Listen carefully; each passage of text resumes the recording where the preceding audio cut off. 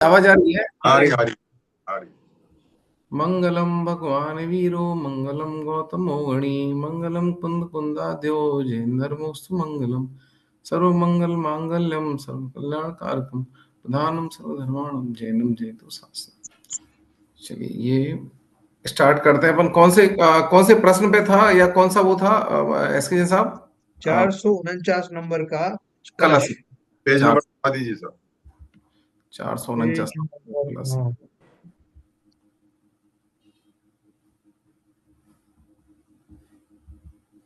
449 number का कलश। हाँ, प्रश्न प्रश्न प्रश्न प्रश्न बोलो ना, प्रश्न। प्रश्न हाँ, प्रश्न प्रश्न। मैं सोच रहा कि इतने तो कलश ही नहीं अमृत चंद आचार्य ने लिखे थे। प्रश्न हाँ है प्रश्न। हाँ हाँ, ठीक है।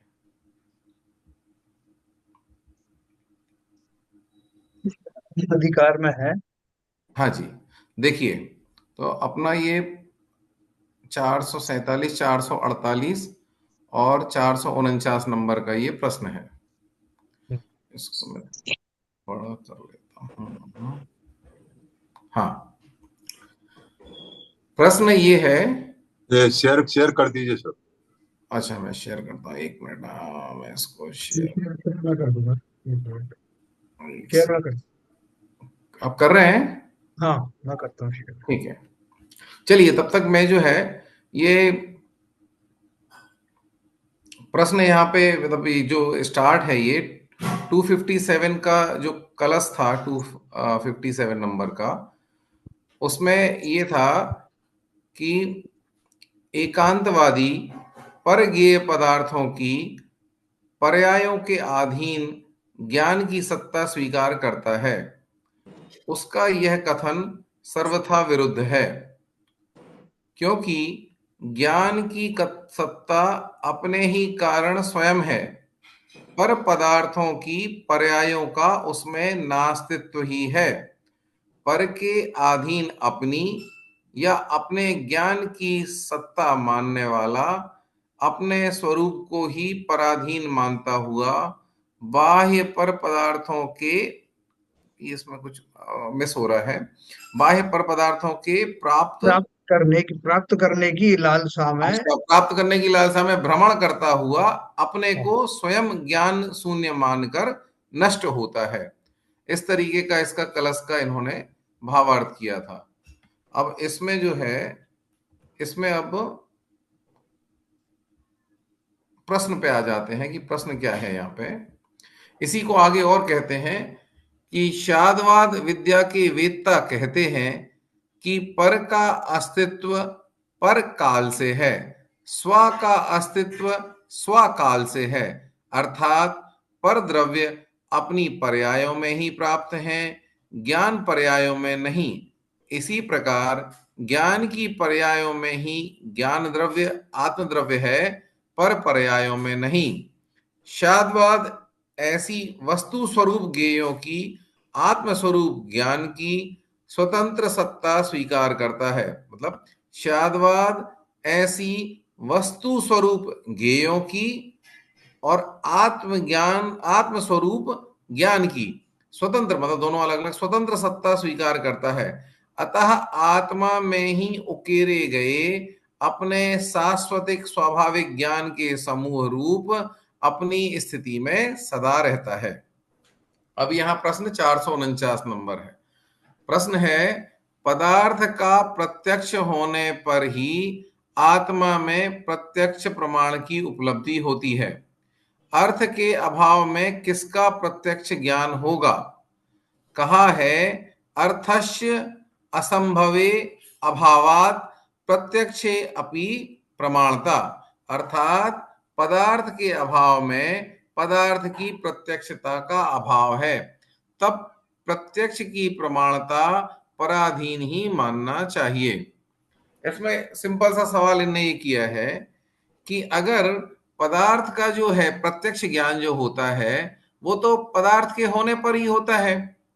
अगर पदार्थ नहीं होगा तो किसका प्रत्यक्ष ज्ञान होगा? क्योंकि अर्थ के अभाव में, पदार्थ के अभाव में पदार्थ की प्रत्यक्षता का भी अभाव है। पदार्थ होगा तो ही तो पदार्थ की प्रत्यक्षता का ज्ञान होगा, पदार्थ का प्रत्यक्ष ज्ञान होगा। तब प्रत्यक्ष की प्रमाणता पराधीन ही माननी चाहिए।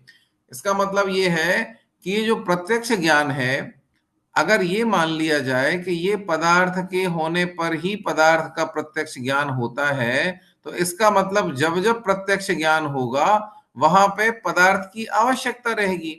और अगर प्रत्यक्ष ज्ञान के लिए पदार्थ की आवश्यकता है, तो इसका मतलब प्रत्यक्ष ज्ञान तो फिर पराधीन हो गया। ये यहाँ पे सवाल है। तब इसका दो दो प्रमाण होते हैं, प्रत्यक्ष प्रमाण, परोक्ष प्रमाण। ये तो अपन को अपने आगे इसमें पहले पढ़ लिया होगा, प्रत्यक्ष प्रमाण और परोक्ष प्रमाण।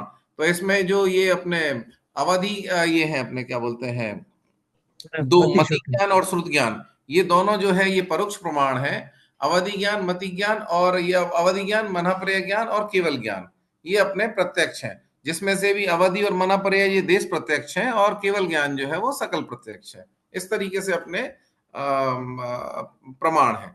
तो प्रत्यक्ष प्रमाण जो है वो ज्ञान के मतलब आत्मा से ज्ञान के थ्रू होता है, और उसमें पदार्थों की आवश्यकता नहीं होती है, और वो पराधीन नहीं होता है, स्वाधीन होता है। इसके लिए ये विषय में यहाँ पे बात कर रहे हैं। तो सवाल यही पूछा है कि अगर पदार्थ का प्रत्यक्ष ज्ञान पदार्थ के होने पर ही होता है, इसका मतलब वो प्रत्यक्ष ज्ञान स्वाधीन नहीं है, उसको पदार्थ की पराधीनता है। जब पदार्थ होगा तो ही प्रत्यक्ष ज्ञान होगा, ऐसा सवाल है। उसका समाधान करते हैं। ऐसा नहीं है। किसी पदार्थ विशेष का प्रत्यक्ष उस पदार्थ की उपस्थिति में हो तो उस ज्ञान की तात्कालिक पर्याय होगी। ज्ञान केवल पर्याय मात्र नहीं है। ज्ञान की पर्यायों के सदा बदलते रहने पर भी ज्ञान का अभाव नहीं होता। यह वह शाश्वतिक है। ज्ञान में पदार्थ के कारण ज्ञेयकारता की उत्पत्ति होना स्वयं ज्ञान की स्वतंत्र पर्याय है। वे ज्ञान के अस्तित्व की सूचक हैं। ज्ञान की पर्याय ज्ञान का स्वकाल है। पदार्थ की पर्याय पर पदार्थ का स्वकाल है। किंतु ज्ञान के लिए ऊपर ले लीजिए सर। पदार्थ, हाँ जी, किंतु ज्ञान के लिए पर पदार्थ की पर्याय पर काल है। उसका ज्ञान की पर्याय में नास्तित्व ही है। अतः शादवादी पर काल का नास्तित्व स्वीकार कर स्वकाल के अस्तित्व की ही घोषणा करता है। सवाल ये आ रही है, वो सवाल यहां से स्टार्ट हुआ था, ये जो कलश स्टार्ट हुआ था, वो ये बोल रहा था आत्मा में या ज्ञान में काल की अपेक्षा नास्तित्व है या नहीं है। तो इसके लिए यहाँ सिद्ध करने के लिए यहाँ पे आगे बढ़े, और सवाल फिर ये आया कि अगर पदार्थ के होने पे ही प्रत्यक्ष होता है, तो पदार्थ बेसिकली पदार्थ की पराधीनता हो गई। तो इसमें कहा कि नहीं, ऐसा नहीं है। किसी पदार्थ विशेष का प्रत्यक्ष, समझ लो किसी पदार्थ विशेष का अपने को प्रत्यक्ष ज्ञान हो रहा है, अवधि ज्ञान में या मनापर्य ज्ञान में, किसी में भी ज्ञान हो रहा है किसी पदार्थ विशेष का, उस पदार्थ की उपस्थिति में हो तो उस ज्ञान की तात्कालिक पर्याय होगी। जैसे अवधि ज्ञान किसी वस्तु को विषय बना रहा है, तो किसी वस्तु को विषय बना रहा है, तो जिस समय वो किसी वस्तु को विषय बना रहा है, वो उस समय उस अवधि ज्ञान की तात्कालिक पर्याय है, एक समय की वो पर्याय है। ज्ञान केवल पर्याय मात्र नहीं है। ज्ञान जो है ये ज्ञान पर्याय मात्र नहीं है, ज्ञान एक समय तो नहीं है ना। ज्ञान की पर्यायें सदा बदलती रहती हैं, फिर भी ज्ञान का अभाव नहीं होता, वह शाश्वतिक है। तो यहां पे ये बता रहे हैं कि भाई किसी पदार्थ विशेष का भले ही अपने को जब ज्ञान हो रहा है, किसी पदार्थ विशेष का प्रत्यक्ष जब होता है, तो वो उसकी पदार्थ की उपस्थिति में हो जाता है, वो उस समय की उसकी ज्ञान की पर्याय है। लेकिन ज्ञान केवल पर्याय मात्र नहीं है, ज्ञान की पर्याय सदल बदलती रहती हैं, एक है, दो है, तीन है, पांच है, अलग हो रही है, अलग अलग समय पर अलग अलग हो रही, लेकिन उसकी ज्ञान का अभाव वहां पे नहीं होता है, वह शाश्वतिक ही है। ज्ञान में पदार्थ के कारण ज्ञेयकारता की उत्पत्ति होना स्वयं ज्ञान की स्वतंत्र पर्याय है। वे ज्ञान के अस्तित्व की सूचक है। इसको एग्जांपल से ले लेते हैं अपन। जैसे आईना है, ज्ञान को आईना की उपमा है, तो आईने में जो गेय झलक रहे हैं या जो हमारा प्रतिबिंब में झलक रहा है सीवीएन साहब, यस सर। तो ज्ञान में जो हमारा प्रतिबिंब में झलक रहा है, आप बताएं कि वो ज्ञान में वस्तु प्रवेश कर गई है आईने में, या जो भी वो रूप दिख रहा है, जो भी आकार दिख रहा है, वो आईने ने अपना आकार उस रूप बनाया है, तद्रूप बनाया है। देखो, वस्तु तो किसी में घुसती नहीं है, हाँ। पर वस्तु दूसरी वस्तु में तो जाती नहीं है। हाँ। जो दर्पण के अंदर आकार बन रहा है वो दर्पण की दक्षता की वजह से ही बन रहा है, उसके हाँ। ज्ञान की वजह से बन रहा है। हाँ, वो अपनी दर्पण की अपनी विशेषता है। वो यस। दर्पण जो है उस रूप परिणमित हो रहा है, आदमी अपन तो घुसे नहीं ना उसमें। कोई नहीं तो घुसता। हाँ, तो जो दिख रहा है, जब ज्ञान किसी वस्तु को गेय बनाता है, उस समय ज्ञान में वो गेय जो है, वो वस्तु जब विषय बन रही है, तो वो पर्याय भी देखा जाए तो वो ज्ञान की अपनी एक स्वतंत्र पर्याय है। यस। आईना जो वो रूप बना रहा है, वो आईना उस समय भी जब उसको वस्तु को वो दिखा रहा है, जब वस्तु को, तब भी वो अपनी आईने की एक स्वतंत्र पर्याय है।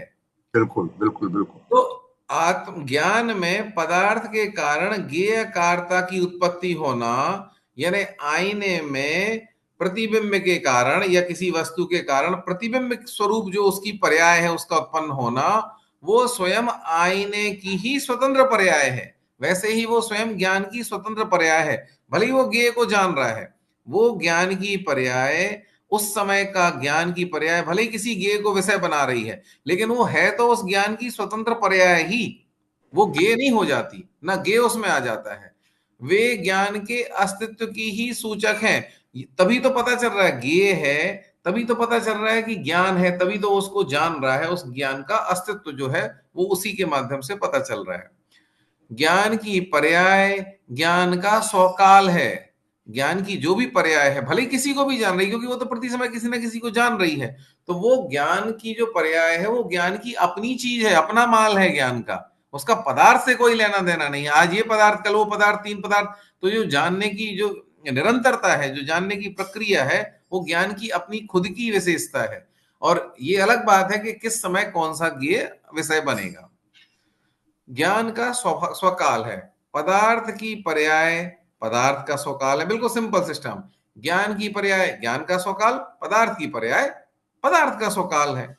किंतु ज्ञान के लिए पर पदार्थ की पर्याय परकाल है। अगर हम ज्ञान की बात करें कि भाई हमारा, हमारी पर्याय हमारा काल, तुम्हारी पर्याय तुम्हारा काल, तो जब मैं ज्ञान की अपेक्षा से बात करूंगा, अपनी अपेक्षा से बात करूंगा, तो उसमें पर की पर्याय या पर के काल का अभाव ही है, नास्तिकपना है उसमें। क्योंकि ये मेरा ज्ञान का अपना स्वकाल है, और ज्ञान के स्वकाल की अपेक्षा उसमें पर पदार्थ के परकाल का अभाव ही है, नास्तिकता है उसमें। तो ज्ञान के लिए पर पदार्थ की पर्याय परकाल है, उसका ज्ञान की पर्याय में नास्तित्व ही है। अतः शादवादी पर काल का नास्तित्व स्वीकार कर स्वकाल के अस्तित्व की ही घोषणा स्वीकार करता है। बिल्कुल सही। अभी इसमें आगे बढ़ते हैं। एसके साहब आगे बढ़े इसमें। या। हाँ। जिस प्रकार द्रव्य स्वद्रव्य स्वक्षेत्र स्वकाल से अस्तित्व वाला है, जिस प्रकार द्रव्य स्वद्रव्य स्वक्षेत्र स्वकाल से अस्तित्व वाला है, उसी प्रकार स्वभाव से ही आत्मा का अस्तित्व, स्वभाव से ही आत्मा का भी अस्तित्व है, ऐसा प्रतिपादन करते हैं। चार चीजें होती है ना अपनी, द्रव्य क्षेत्र काल भाव। ठीक है, चार चीजें होती है ना अपन। तो चतुष्टय के चार हो गए। हाँ, चार हो गए। तो उसमें क्या बता रहे हैं कि जिस प्रकार द्रव्य स्वद्रव्य स्व क्षेत्र स्व काल से अस्तित्व वाला है, तो अभी पहले तीन चीजों के बारे में ये बता चुके हैं कि द्रव्य स्व क्षेत्र, अभी पिछली गाथा में स्व काल बताया था, से अस्तित्व वाला है। उसी प्रकार स्वभाव से ही आत्मा का भी अस्तित्व है, ऐसा ये प्रतिपादन करते हैं। भाव भी आगे लगाओ इसको। उसी प्रकार स्वभाव से ही आत्मा का अस्तित्व भी है, मेरे ख्याल से। उसी प्रकार स्वभाव से ही आत्मा का भी, मतलब ये नहीं सही, चार ये भी सही है, ये भी नहीं, सही आ रहा तीन है। तीन चीजें बताई ना, तो नहीं नहीं, तीन तरह तीन से चीजें अस्तित्व बता वाला दी। है। भी हाँ, लगा हुआ है सर। नहीं भी तो लगा है। मैं क्या बोल रहा हूँ, जिस तरह से स्वद्रव्य स्वचेत स्वकाल से अस्तित्व वाला, उसी प्रकार से स्वभाव से भी अस्तित्व वाला। वही वही प्रतिपादित किया है। हाँ, देखो ठीक से। हाँ, तो उसी प्रकार स्वभाव से ही आत्मा, आप बोल रहे हो कि उसी प्रकार स्वभाव से भी आत्मा का अस्तित्व है। नहीं, मैं बोल रहा हूँ उसी प्रकार स्वभाव से ही आत्मा का अस्तित्व। हाँ, आत्मा ठीक है, भी लगा सकते हैं, चाहे यहाँ लगाओ, ठीक है। हम्म, ठीक है, चलो आगे पढ़ते हैं, ऐसा प्रतिपादन करते हैं। इसको पढ़ें अपन आप श्लोक को। हाँ हाँ। विस विश्रांत पर भाव भाव कलनात् नित्यं बहिर्वस्तुपु नश्यन्त्येव पशु स्वभाव महिमन् वेकांत निश्चेतना सर्वस्मान्नियत स्वभाव भवना ज्ञानाद्विभक्तो भवन् शाद्वादी तु ननासमेतु सहज स्पष्टीकृत प्रत्यय। इसका अन्वयार्थ करते हैं। पशु यानी अज्ञानी जन, पर भाव, पर भाव भाव कलनात् यानी आत्म स्वभाव से भिन्न पर पदार्थों में आत्मा को स्वीकार कर अर्थात ग्रहण कर बहिर्वस्तु सुनित्यम विश्रांत बाह्य वस्तुओं में ही सदा अपने स्वभाव को देखता है। मतलब अज्ञानी जन आत्म स्वभाव से भिन्न पर भावों में आत्मा को स्वीकार कर अर्थात ग्रहण कर बाह्य वस्तुओं में ही सदा अपने स्वभाव को देखता है तथा अपनी महिमा में तथा अपनी महिमा में कुछ भी नहीं जानता हुआ स्वरूप से भ्रष्ट भ्रष्ट ही होता है अर्थात स्वरूप का स्वयं नाश मानता है। अनेकांतवाद का आदर करने वाला व्यक्ति सहज सहज ही प्रकट किया है स्वज्ञान तथा अपने निश्चित स्वभाव रूप परिणत ज्ञान से सभी पदार्थों से अपने को विभक्त करता हुआ या स्वयं विभक्त होता हुआ नष्ट नहीं होता। यहां सब अस्तित्व की बात चल रही है, तो इसका अपन ना भावार्थ पढ़ते हैं। शरीर आदि जड़ द्रव्यों में अथवा आत्म भिन्न परमात्माओं में, मतलब जड़ और चेतन दोनों की बात कर ली यहां पे। शरीर आदि जड़ द्रव्य और जो अपने से भिन्न है ऐसे परमात्मा भी, जो परात्मा जो भी है, परात्मा जो भी दूसरी आत्मा है वो।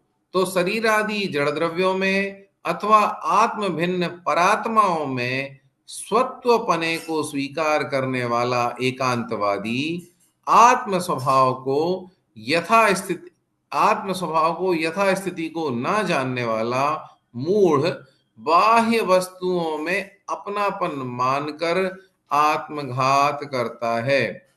आत्मा के ज्ञान स्वरूप को भूलना ही आत्मघात है, यही सबसे बड़ा पाप है। आत्मा के ज्ञान स्वरूप को भूलना ही आत्मघात है, यही सबसे बड़ा पाप है। ज्ञानी अनेकांतवादी अपने सहज ज्ञान स्वरूप में अपना अस्तित्व देखता हुआ देखता हुआ तथा शरीर आदि जड़ द्रव्यों में अपने स्वभाव की नास्ति देखता हुआ कथनचित अस्ति नास्ति रूप अनेकांत स्वरूप आत्मा को देखता है, वह नाश को प्राप्त नहीं नहीं होता। होता।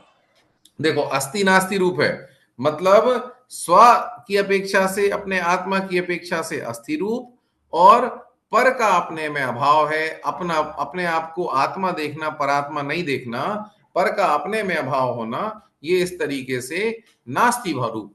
तो अस्थि रूप भी और नास्ति रूप अनेकांत स्वरूप आत्मा को देखता है, वह नाश को प्राप्त नहीं होता है। भावार्थ को एक बार फिर से देख लेते हैं। शरीर आदि जड़ द्रव्यों में, यानी जो भी अन्य पुद्गल हैं वो सारे के सारे, अथवा आत्मा से भिन्न जो परात्मा है, दूसरी आत्माएं हैं, संसार की जितने भी जीव हैं वो सब, स्वत्वपने को स्वीकार करने वाला, मतलब इनसे जो भिन्न है वो अपने स्वत्वपने को जो स्वीकार करने वाला, स्वत्वपने को स्वीकार करने वाला, वो एकांतवादी स्वत्वपने को स्वीकार करने वाला एकांतवादी आत्म स्वभाव को यथार्थ स्थिति को न जाने। इसमें कुछ गड़बड़ हो रही है, एक मिनट। हाँ, शरीर आदि जड़ द्रव्यों में अथवा आत्म भिन्न परात्मा में स्वत्वपने को, अच्छा, जो, हाँ हाँ उसमें सही है, एकत्व भाव रखता हाँ हाँ नहीं नहीं, जो है। जो अज्ञानी है, एकांतवादी है, वो क्या कर रहा है, या तो शरीर आदि जड़ द्रव्यों में, ठीक है, या फिर अपनी आत्मा से जो भिन्न है, परात्माएं हैं, ऐसे इन दोनों में स्वत्वपने को स्वीकार कर रहा है कि ये जो है, ये मैं हूं, ये मेरा स्वभाव है, ये मैं स्व हूं।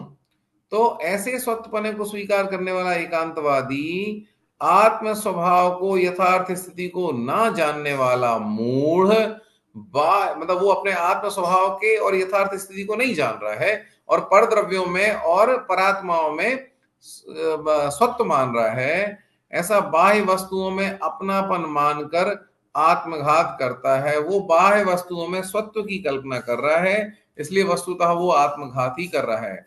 आत्मा के ज्ञान स्वरूप को भूलना ही आत्मघात है, यही सबसे बड़ा पाप है। तो ये तो अज्ञानी क्या कर रहा है, अज्ञानी का चिंतन बता दिया कि वो शरीर आदि जड़ द्रव्यों में अथवा जो परात्मा है, दूसरी आत्माएं हैं, भिन्न आत्मा है जो अपने से भिन्न है, इन दोनों में क्या करता है, स्वत्व को मानता है, अपनापन मानता है, इसलिए वो अपना अज्ञानी है और वो आत्मघात करता है। लेकिन ज्ञानी क्या करता है, ज्ञानी अनेकांतवादी है, वो अपने सहज ज्ञान स्वभाव रूप में अपना अस्तित्व देखता है, वो अपने ज्ञान रूप में ही अस्तित्व देखता है अपना, वो बाहर के शरीर आदि जड़ द्रव्यों में या परात्माओं में अपना स्वत्व नहीं देखता है। सहज ज्ञान स्वभाव जो रूप है अपना, अपना रूप कैसा है, सहज ज्ञान स्वभाव रूप है अपना, उसमें ही अपना अस्तित्व देखता है। इसलिए वो क्या है, इसलिए नहीं, तथा शरीर जड़ द्रव्यों में अपने स्वभाव की नास्ति देखता। तथा देखो, अपने अपने स्वरूप में अस्थि और नास्ति दोनों से कथन किया ना, कि अपने, हाँ, अपने अपना जो ज्ञान स्वभाव है, अपना ज्ञान स्वभाव है, वो अस्थि रूप कथन कर दिया। और दूसरा, शरीर आदि जड़ द्रव्यों में, अपन जड़ द्रव्यों में क्या कर दिया, शरीर आदि जड़ द्रव्यों में अपने स्वभाव की नास्ति देखता हुआ कथनचित अस्थि नास्ति रूप अनेकांत स्वरूप आत्मा को देखता है, वह नाश को प्राप्त नहीं होता। एकांतवादी और अनेकांतवादी का चिंतन बताया। एकांतवादी का चिंतन किस तरीके का है, वो तो सीधा सीधा शरीर आदि जड़ पदार्थों में और परात्माओं में वो स्वत्व देखता है, इसलिए वो तो एकांतवादी हो गया। अनेकांतवादी क्या करता है, तो अनेकांतवादी ज्ञान स्वरूप जो अपना है, उस ज्ञान स्वरूप में अपना स्वभाव देखता है, स्वत्व देखता है, तो इसलिए वो अस्थि रूप कथन हो गया। और शरीर आदि पर द्रव्य जो हैं, शरीर आदि जड़ पदार्थ हैं और परात्मा है, उनमें अपने स्वभाव की नास्ति देखता हुआ, अस्थि कथन मतलब अपने ज्ञान स्वभाव में स्वत्व देख रहा है, और जड़ आदि परात्मा आदि में वो देख रहा है, क्या बोलते हैं, देख रहा है, इसलिए कथनचित अस्थि नास्ति रूप। तो जो दोनों को देख रहा है वो क्या है, वो अनेकांतवादी है। स्वरूप आत्मा, अनेकांत स्वरूप आत्मा को देखता है, वह नाश को प्राप्त नहीं होता है। प्रश्न पढ़े इसका आगे जी। प्रश्न नंबर 450। प्रश्न, आत्मा के स्वभाव का अजानकार पर में आत्म स्वभाव को मानने पर भी नष्ट कैसे होता है। आत्मा के स्वभाव का अजानकार पर में आत्म स्वभाव को मानने पर भी नष्ट कैसे होता है। स्वभाव तो त्रिकाली है, उसका कभी नाश नहीं होता है, यदि होता है तो वह स्वभाव कैसा माना जाए। क्योंकि उसमें पहले वो बता दिया ना उन्होंने कि वो नष्ट हो जाता है, नाश को प्राप्त होता है, आत्मघात कर लेता है जो आदमी अपना अपना जो स्वभाव को, स्वत्व को पर में मानता है, उसका लिखा है ना कि नाश हो जाता है उसका। तो वो बोला कि अच्छा, मान के चलो कि आत्मा के स्वभाव को नहीं भी जान रहा है, समझ लो नहीं जान रहा है, आत्मा के स्वभाव को नहीं जान रहा है, वो पर में ही आत्म स्वभाव को मान रहा है, लेकिन उसके बाद भी वो नष्ट कैसे होता है, क्योंकि स्वभाव तो त्रिकाली है। भले ही अपने स्वभाव को नहीं जाने, लेकिन नहीं जानने से, उल्टा मानने से स्वभाव का नाश तो नहीं हो जाता है, क्योंकि स्वभाव तो त्रिकाली है। तो इसलिए यह कैसे माना जाए कि अगर हमको आत्मा के स्वभाव का पता नहीं चला और हम परम आत्म स्वभाव की कल्पना कर लें तो हम नष्ट हो जाएंगे, ये कैसे पता चला? और अगर नष्ट हो जाएगा हमारा स्वभाव तो फिर वो त्रिकाल ही कहाँ रहा, है ना? तो वो सही स्वभाव है। कैसे माना जाए? जो नष्ट हो जाएगा, जो नष्ट हो जाएगा वो स्वभाव कैसे? तो इसके लिए तो उत्तर, स्वभाव तो प्रत्येक प्राणी का ज्ञान दर्शन रूप अनादि अनंत है। ठीक है, तो इसलिए स्वभाव की तो इन्हें क्लियर बात कर दी कि स्वभाव तो प्रत्येक प्राणी का ज्ञान दर्शन रूप अनादि अनंत है, यह निस्संदेह है, इसमें कोई डाउट नहीं है। वह कभी नष्ट भी नहीं होता। ठीक है, उसकी विस्मृति अज्ञानी को है, वो नष्ट नहीं होता है लेकिन उसकी विस्मृति अज्ञानी को है, अज्ञानी उसको भूला बैठा है। यहां पर स्वभाव को अपना स्वभाव मान लेता है, इसी से उसे नष्ट कहा गया है। यहां पे इनने क्लियर कर दिया कि स्वभाव जो है वो तो अपना ज्ञान दर्शन वाला है, वो अनादि अनंत है, निस्संदेह अनादि अनंत है, वह कभी भी नष्ट नहीं होता।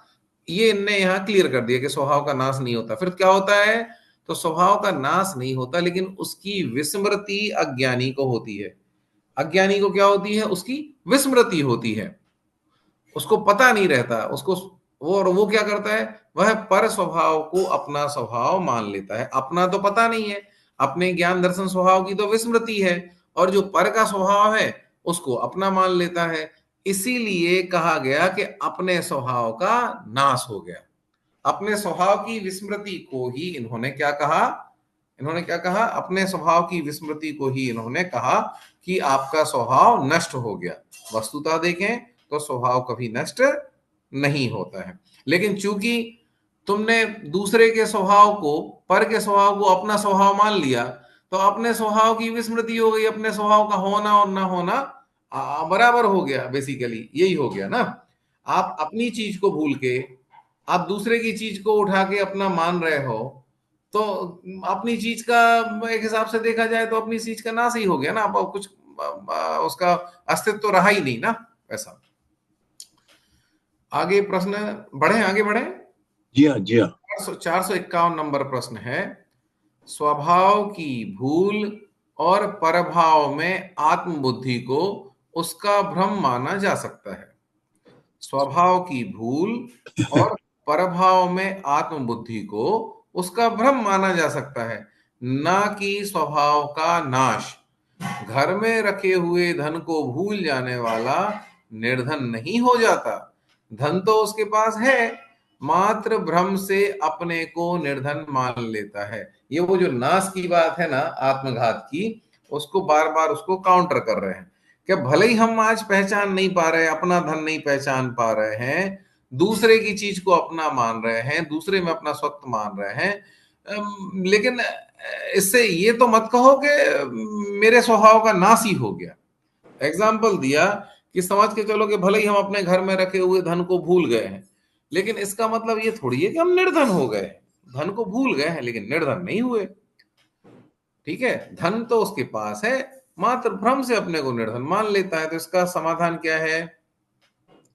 वस्तुता तो उसका भ्रम ही है, स्वभाव नष्ट होता नहीं है, वह तो भूलता ही है।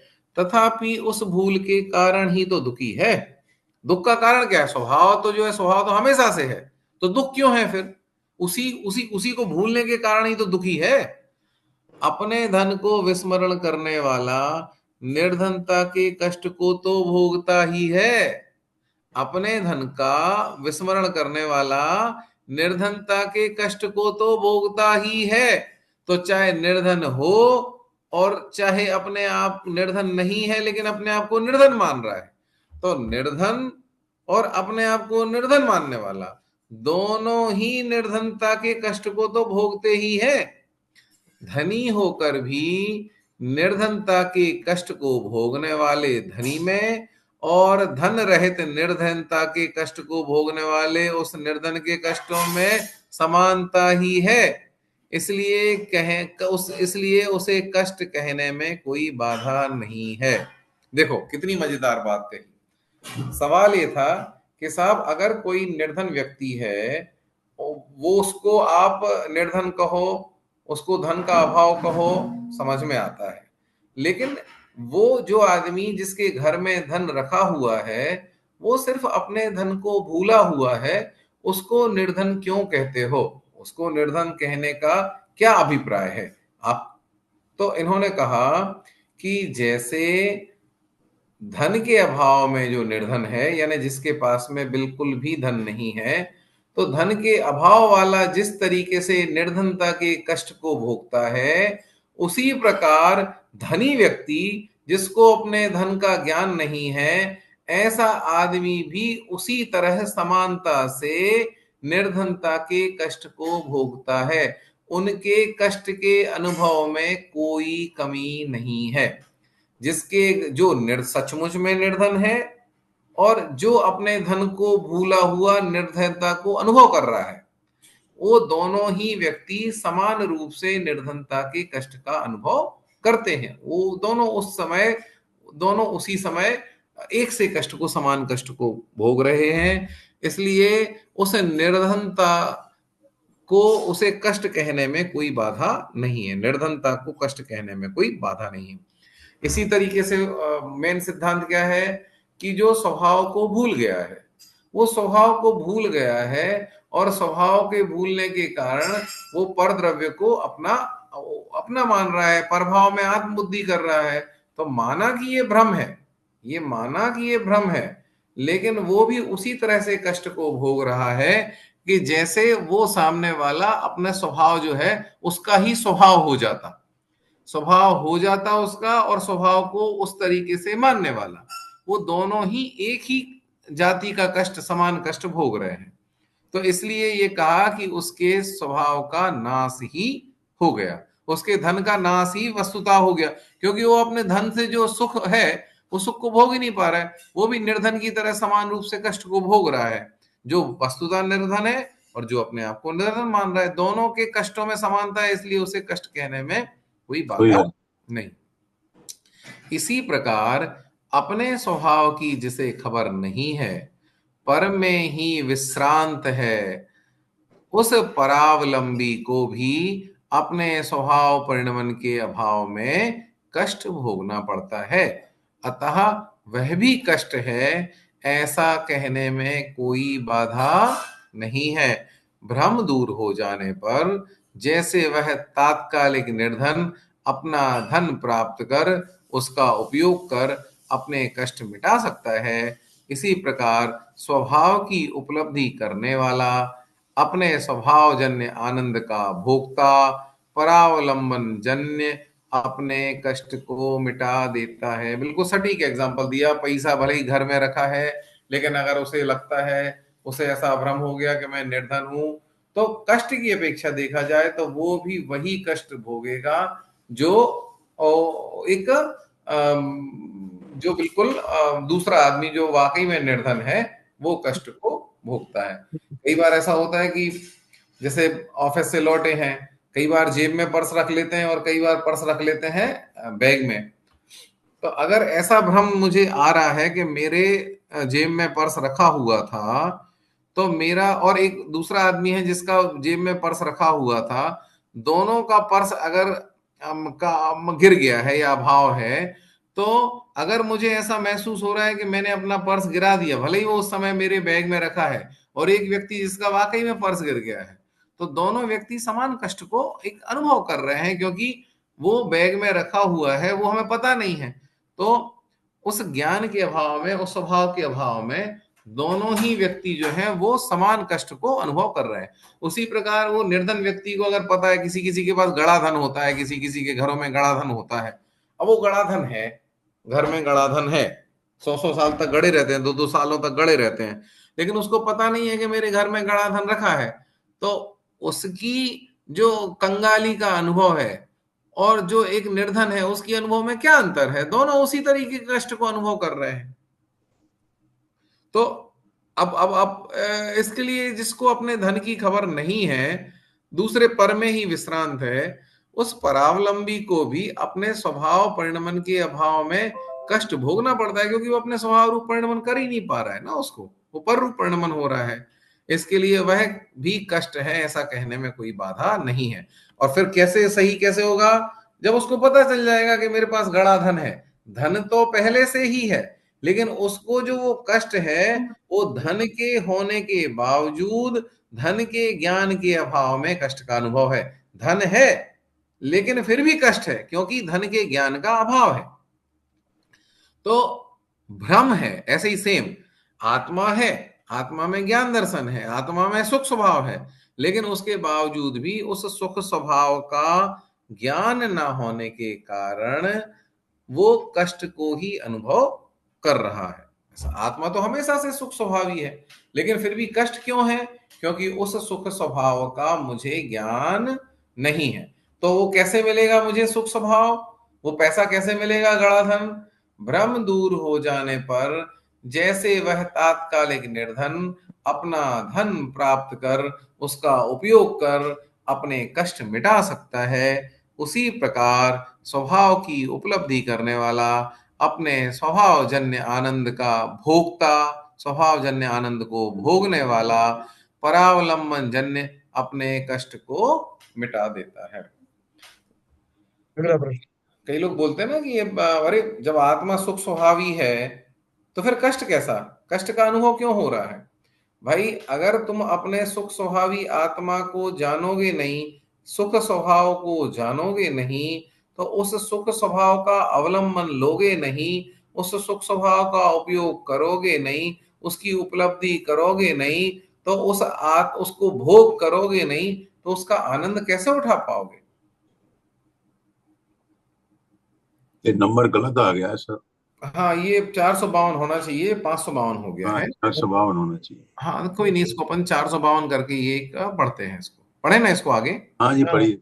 हाँ चलिए, अगला प्रश्न है, स्वरूप तो था, सोया नहीं था।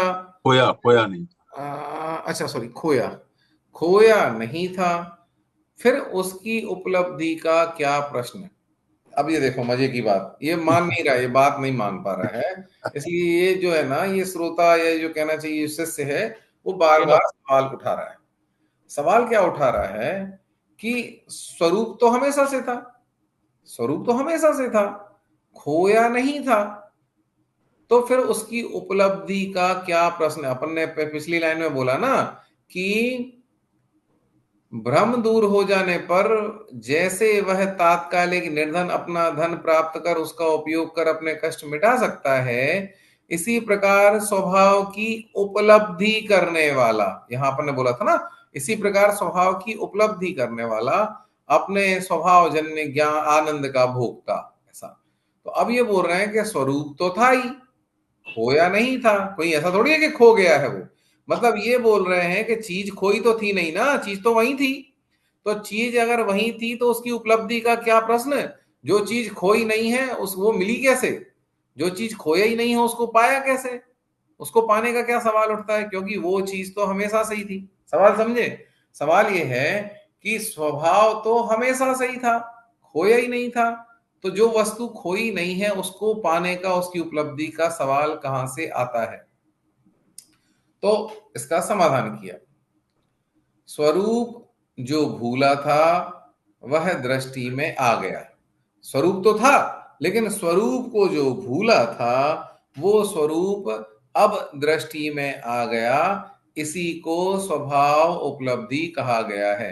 चीज तो, स्वरूप उपलब्धि। लेकिन चीज पे नजर नहीं पड़ रही थी। आप समझे? चीज तो थी, चीज रखी थी कहीं, समझ लो अपन ने कहीं मेले में गए, कहीं भीड़ भाड़ में गए और वहां पे बहुत सारे लोग हैं, तो आप पे समझ लो नजर नहीं पड़ी। तो जब तक आप पे नजर नहीं पड़ी तो आप हो तो वहां, आप थे वहां पे, लेकिन उसके बावजूद भी आप थे, उसके बावजूद भी मुझे नहीं मिले, मुझे नहीं मिल रहे थे। तो मेरे लिए क्या होगा? मेरे लिए तो खोए, जैसे अपन खोया शब्द ने यूज किया, मेला है, मेला में आप साथ में किसी के गए हैं और आप वहां पे खो गए, आपका मित्र वहां पे खो गया है। तो जब वो मित्र खो गया है तो क्या वो मेले में नहीं था? वो मेले में था, वो मेले में था, लेकिन फिर भी जब मेले में था तो फिर ये कैसे कहें कि वो मिल गया? जब मेले में ही था, जब वहीं था, तो वो मिल गया, ये कहना कैसे बनता है? तो ये इस अपेक्षा से बनता है कि वस्तु वहां थी, आप मेले में थे, लेकिन खो गए थे, और अब चूंकि आप मिल गए हो, इसका मतलब पहले आप वहां थे लेकिन मेरी दृष्टि आप पे नहीं पड़ रही थी, इसलिए मेरे हिसाब से आप खो गए थे। जब मेरी दृष्टि आप पे पड़ी तो मैंने आपको पा लिया। इसी तरीके से स्वरूप जो भूला था वह दृष्टि में आ गया, इसी को स्वरूप उपलब्धि कहा गया है। भूली वस्तु का मिल जाना ही उपलब्धि है। संसारी जीव के समस्त दुखों का मूल हेतु हुई यह है, संसारी जीव के समस्त दुखों का मूल हेतु ही यह है कि अपने स्वरूप से एकाकार होकर भी वह पर में स्वरूप के भ्रम के कारण पर में ही भटक रहा था। दुख के कारणभूत अपने इस अज्ञान भाव में ही उसे सुख की कल्पना थी। निज स्वरूप का भान होने पर वह काल्पनिक सुख जो यथार्थ में दुख का रूप ही था मिट गया, तथा स्वतंत्र स्वावलंबी सुख की प्राप्ति उसे हो गई। यही स्वरूप उपलब्धि है। तब उसे ज्ञात होता है कि मेरा स्वभाव ज्ञान दर्शन चैतन्य है, पर के प्रति रागादि भाव मेरे स्वभाव नहीं है, वे परभाव हैं। मुझे परभावों में स्वभाव का भ्रम था, अतः स्वरूप से अस्तित्व और पर से नास्तित्व रूप ऐसे अनेकांत रूप स्वतत्व के बोध के अभाव में अज्ञानी था। वह अज्ञान रसा ही उसका विनाश था। स्वभाव से यही आत्मा का अस्तित्व है। देखो सीक्वेंस, देखो क्रोनोलॉजी, देखो क्या हो रहा था। इसको अपन क्रोनोलॉजी में देखते हैं। पहले क्या था? स्वभाव जो भूला था। परेशानी कहां थी? स्वभाव को भूला था। स्वभाव हमेशा से था लेकिन स्वभाव को भूला था। इसलिए भूली वस्तु का मिल जाना, उसका दृष्टि में आ जाना, इसको ही स्वभाव की उपलब्धि कहा। भूली वस्तु का मिल जाना ही उपलब्धि है। अब संसारी जीव के जितने भी दुख हैं उनका मूल कारण क्या है? मुख्य कारण क्या है संसारी जीव के समस्त दुखों का? मूल कारण क्या बताया कि यह ऐसा नहीं है कि अपने स्वरूप से एकाकार नहीं है। ऐसा नहीं हो सकता कि आत्मा जो है, आत्मा अपने ज्ञान दर्शन स्वभाव से एकाकार है कि नहीं है? आत्मा अपने ज्ञान दर्शन स्वभाव से एकाकार है, हमेशा ही एकाकार है। तो ज्ञान और दर्शन कहीं गया नहीं है। ज्ञान और दर्शन जो अपना स्वभाव है वो अपनी आत्मा से कभी बाहर गया ही नहीं है। वो अपनी आत्माकार से अपना स्वभाव एकाकार ही है। स्वभाव बोलते ही उसको है जो अपने आप से एकाकार होता है, एकमेक होता है। अगर आत्मा का ज्ञान स्वभाव आत्मा से एकाकार नहीं हो, आत्मा के साथ नहीं रहे, तो उसको एकाकार कैसे बोलेंगे? तो लेकिन फिर जब एकाकार है तो फिर दुख का कारण क्या है फिर? तो इसमें बोला कि संसारी जीव के समस्त दुखों का मूल बेसिक कारण ही ये है कि वो अपने स्वरूप से एकाकार होकर भी वह पर में स्वरूप के भ्रम के कारण, जो पर है उस पर में अपने स्वरूप की कल्पना करता है, इसके इसके कारण से वो पर में ही भटक रहा है। अपने ज्ञान दर्शन स्वरूप से एकाकार होते हुए भी वो पर जो रागादि हैं, जड़ पदार्थ हैं, परात्मा आदि हैं, उनमें वो अपने स्वरूप का भ्रम कर रहा है, इसलिए उनमें ही भटक रहा है, बार ही बार भटक रहा है। तो एकाकार होने के बावजूद भी वो पर में भटक रहा है। दुख के कारण भूत ये क्या है? ये यही अज्ञान भाव जो है, यही अज्ञान भाव वो दुख का कारण है। तो दुख के कारणभूत अपने इस अज्ञान भाव में ही उसे सुख की कल्पना थी। इसी अज्ञान भाव में ही तो उसे सुख की कल्पना थी। ये जो अज्ञान भाव है, अपने अपने आत्मा से एकाकार, अपने स्वभाव से एकाकार होते हुए भी जो पर में उसने एकत्व की कल्पना की, उसके कारण पर में ही भटक रहा था, और पर में ही सुख की कल्पना थी। इस अज्ञान भाव में ही उसे सुख की कल्पना थी। निज स्वरूप अब क्या हो गया? अब स्थिति बदली। बदली क्या बदली? निज स्वरूप का भान होने पर वह काल्पनिक सुख जो यथार्थ में दुख का रूप ही था मिट गया। वो जो जो जो काल्पनिक सुख, जो जिसको पर में जो सुख मान रहा था, जब अपने स्वरूप का ज्ञान हुआ, भान हुआ, तो वो जो पर में जो सुख की कल्पना थी, वो सुख की कल्पना जो है, वो यथार्थ में जो दुखी था, वो सुख की कल्पना मिट गई, मिट गई। तथा स्वतंत्र स्वावलंबी सुख की प्राप्ति उसे हो गई। जो पर में जो सुखाभास था, सुख की कल्पना थी, वो खत्म हो गई, और जो अपना जो स्वाभाविक सुख था, उस सुख की उसे प्राप्ति हो गई। यही स्वरूप उपलब्धि है। स्व को जो भूला था, पर में अटका था, पर में सुख मान रहा था, पर में सुख का भास मान रहा था, सुख की कल्पना कर रहा था, तो बदलाव क्या हुआ? बदलाव ये हुआ कि अब उसको अपने स्वरूप का पता चला, और अपने स्वरूप का जैसे ही पता चला और अपने स्वरूप में उसने स्वावलंबन लिया, उसे अपने स्वरूप की उपलब्धि हो गई और उसे सुख की प्राप्ति हो गई। यही स्वरूप उपलब्धि है, यही सुख का प्राप्ति है।